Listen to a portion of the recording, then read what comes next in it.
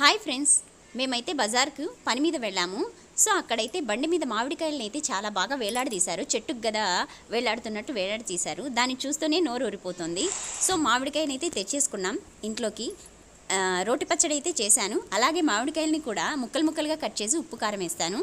So మేము చిన్నప్పుడైతే ఎలా చేసేవాళ్ళం అంటే చిన్న చిన్న మామిడికాయలు అయితే దొరికేవి. సో ఇప్పుడు అలా కాదు, పెద్దగా వస్తున్నాయి మామిడికాయలు. సో చాలా చిన్నవిగా ఉండేవి. సో అవైతే చిన్నదైతే మరి రూ. 10 ఇచ్చేవాళ్ళు, కొంచెం పెద్దగా ఉంటే రూపాయి తీసుకునేవాళ్ళు. సో ఆ మామిడికాయని 4 ముక్కలుగా కట్ చేస్తే అందులోపల జీడి అనేది వస్తుంది. ఆ జీడిని అయితే పక్కకు తీసేసి 4 భాగాలు చేసి అందులో ఉప్పు కారం చల్లి ఇచ్చేవాళ్ళు. మా స్కూల్ దగ్గర బండి మీద ఒక అంకుల్ అట్లే తెచ్చేవాళ్ళు. సో మేము అలాగే కొనుక్కొని తినేవాళ్ళం. రూపాయి, రూపాయి లేదా తీసుకొని తినేవాళ్ళము. మీరు కూడా ఇలానే చేసేవారా?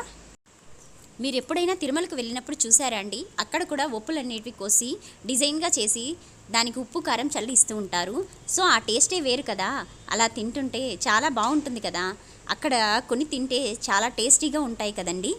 సో మా ఊరికి దగ్గరలో మామిడికాయ తోట ఉండేదండి. సో అక్కడికైతే వెళ్ళి అందరం మామిడికాయలు అయితే పీకచ్చుకునే వాళ్ళం. చిన్న చిన్న మామిడికాయలు అయితే తెచ్చుకునేసి తినేవాళ్ళం. అలా కొనుక్కొని తినే కన్నా చెట్టు గురించి తెచ్చుకొని తింటే ఆ తృప్తే వేరుగా ఉంటుంది. అదో మజా అన్నమాట. సో ఇంకా మా పిల్లలైతే ఈ మామిడికాయని తుడుం పట్టి అందులో ఉప్పు కారం వేసి కూడా తింటారు. సో అలా తిన్నా కూడా టేస్టీగా ఉంటుంది.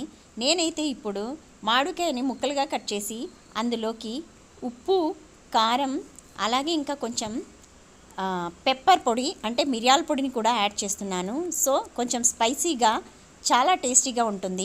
ఒకసారి ఇలా ట్రై చేసి చూడండి, మీకు కూడా నచ్చుతుంది అనుకుంటున్నాను.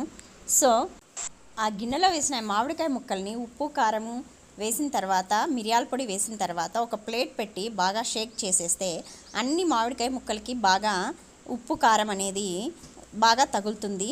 సో దాన్ని అయితే ఇంకా టేస్ట్ చూసేయచ్చు. సో వెరీ టేస్టీ మామిడికాయ.